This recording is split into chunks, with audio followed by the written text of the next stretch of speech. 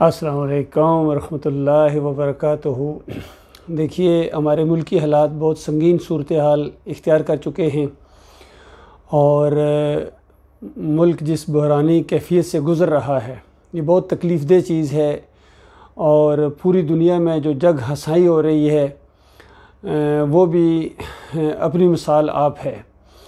حالانکہ ہم مسلمان ہیں اور پاکستان ہم نے لیا تھا اللہ کے نام کے اوپر، یعنی کہ پاکستان کا مطلب کیا؟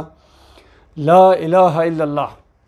اور لا الہ الا اللہ جو ہے یہ گویا پورے دین کا مرکزی نقطہ ہے، اسلام کی بنیاد ہے یہ۔ اور ہر دور میں انبیاء نے جو دعوت دی ہے انسانوں کو صحیح راستے کی طرف، صراط مستقیم کی طرف، وہ یہی لا الہ الا اللہ ہے۔ رسالت بدلی ہوتی رہی ہے،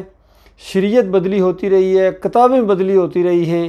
لیکن نئی اگر تبدیلی آئی ہے کسی چیز میں تو وہ لا الہ الا اللہ ہے۔ اس کی ایک بہترین مثال قرآن میں سورہ یاسین ہے۔ ایک پیغمبر کو ایک بستی میں بھیجا گیا، اس نے دعوت دی، قوم نہیں مان رہی ہے، دوسرے کو اللہ تعالیٰ نے بھیجا اسی پیغام کے ساتھ،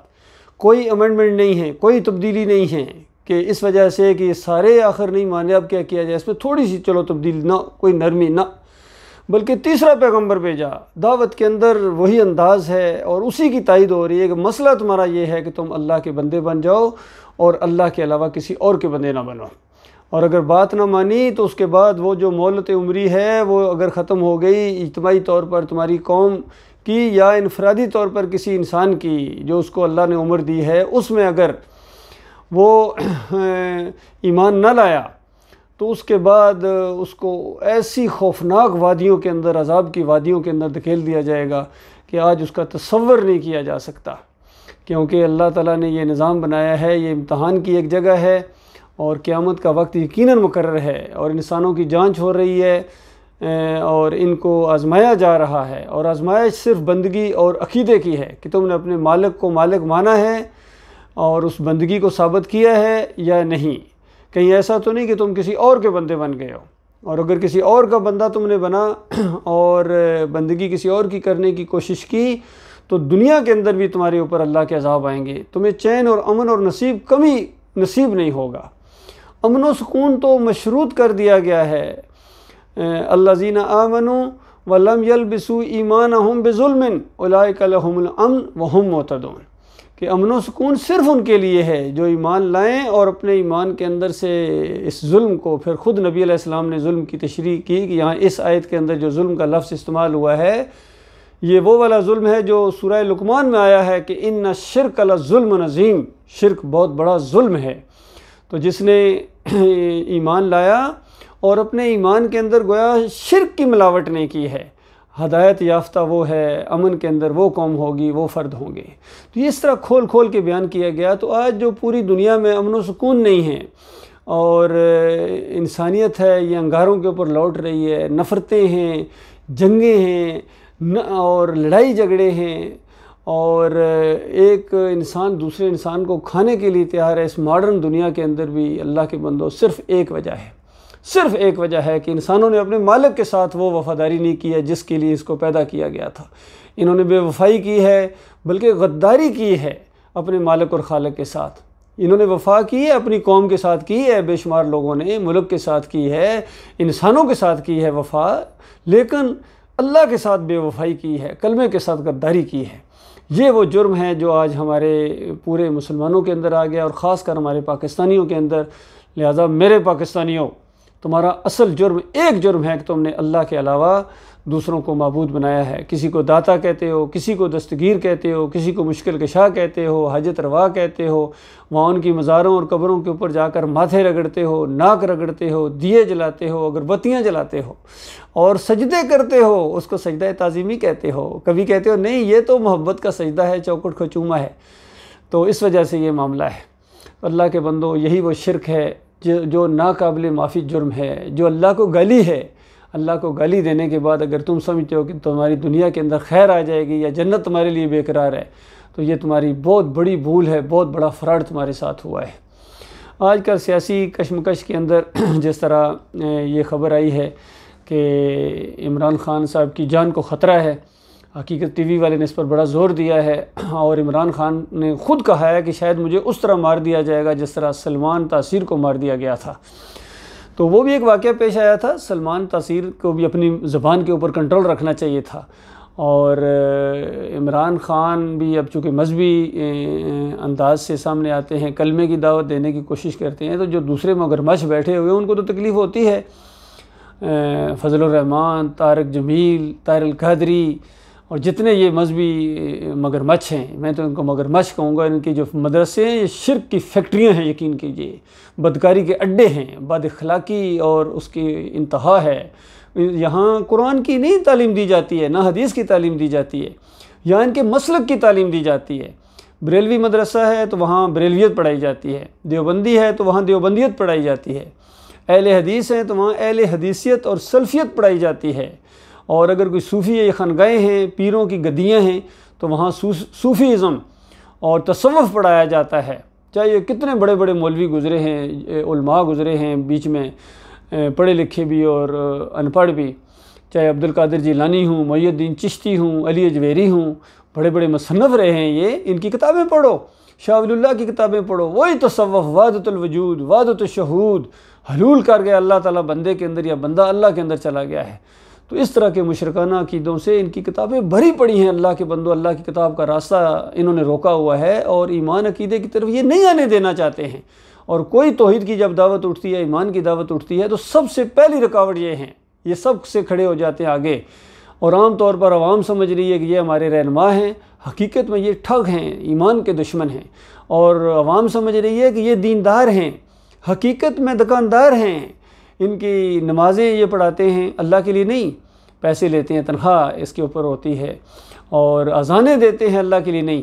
بلکہ اس کے اجرت لیتے ہیں۔ سارے زمین کے اوپر جتنے یہ مسلمان ہر جگہ، یہاں گلف کے اندر بھی، پاکستان میں، انڈیا میں، بنگلہ دیش میں، پوری دنیا میں، امریکہ میں، فرانس میں، انگلینڈ میں، کینیڈا میں، جہاں بھی یہ مولوی ہیں، جہاں بھی ان کے وہ مدرسے ٹائپ ہیں، وہاں یہ اجرت لیتے ہیں، دین کو کمائی کا ذریعہ بنایا ہوا ہے۔ ان کو ہوش نہیں، 28 آیتیں ہیں قرآن کی، 28 آیتیں جس کا یہ انکار ہے، دین کے معاوضہ لینا، اجرت لینا، اسی طرح اجرت دینا بھی بہت بڑا جرم ہے۔ یاد رکھیے، جس طرح رشوت لینا اور رشوت دینا جرم ہے، اسی طرح یہ نماز پڑھانے، اذان کی، اور یہ جو قرأت پڑھاتے ہیں، سکھاتے ہیں، اس کو ٹیوشن کہتے ہیں، اس کی اجرت دینا بھی بہت بڑا جرم ہے،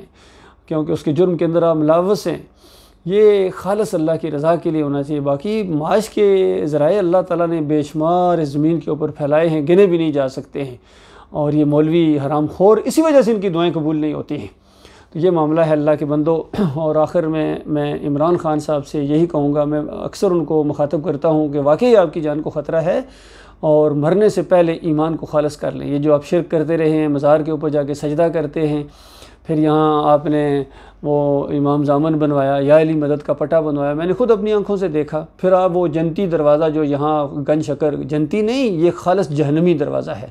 اور اس عقیدے کے ساتھ جو گزرے گا کہ یہاں سے گزریں گے اور اس میں پولیس وہ مار پڑتی ہے، ان کو اندازہ لگاؤ، شیطان اپنے کام بھی شیطانی طریقوں سے کرتا ہے۔ پھر آپ نے وہاں سجدہ کیا، پھر جمہوریت کا یہ پورا نظام مشرکانہ ہے۔ اس نظام کے اندر رہ کے آپ پوری دنیا کے اوپر بھی اگر چھا جائیں اور پاکستان کو پوری دنیا کی فلاحی ریاست بنا دیں، اور بے شک کہتے رہیں یہ مدینہ ریاست ہے، اس کے اندر مزار چلتے رہیں گے، عرس اور میلے چلتے رہیں گے، سجدے تعظیمی ہوتے رہیں گے، چوکٹوں کو بوسے دیے جاتے رہیں گے، بلکہ اور زیادہ آپ بوسے دیں گے ان کو، تو مرنے کے ساتھ آگ لگے گی جو بجائے نہ بجھے گی۔ تو اللہ کے بندو، یہ شرک ہے، اسے توبہ کرو، فرقہ بندی سے نکلو، اس جمہوریت کے مشرکانہ نظام سے نکلو۔ آپ کے پاس بہترین نظام موجود ہے اللہ کا قرآن اور حدیث کے اندر، صحابہ کی پوری زندگیاں، پوری شاندار تاریخ ہے آپ کے پاس، جنگیں ہیں، معاہدے ہیں، کاروبار ہیں، ہر چیز موجود ہے۔ اصل میں اس طرف آپ آنا ہی نہیں چاہتے ہیں، وہ آپ کو اچھا ہی نہیں لگتا ہے، وہ نظام آپ کو نہیں اچھا لگتا ہے، کیونکہ اس میں آپ کو وہ مفادات نہیں سمیٹے جا سکتے جو اس مفادات میں، جو لا الہ کا مسئلہ چھپانے میں جو مفادات آپ کو ملتے ہیں، وہ لا الہ الا اللہ کو کھول کر بیان کرنے میں نہیں ملتے ہیں۔ آپ ذرا کسی جلسے کے اندر لا الہ الا اللہ کا مطلب بتائیں نا جو اصلی ہے،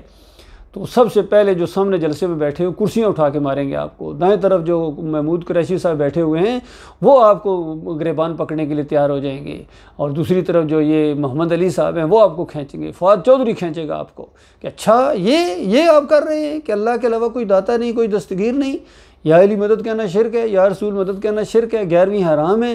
10 محرم کی سبیل نہ لگاؤ, حرام ہے اگر اللہ کی نظر و نیاز ہے, گھوڑے کی پوجا غلط ہے,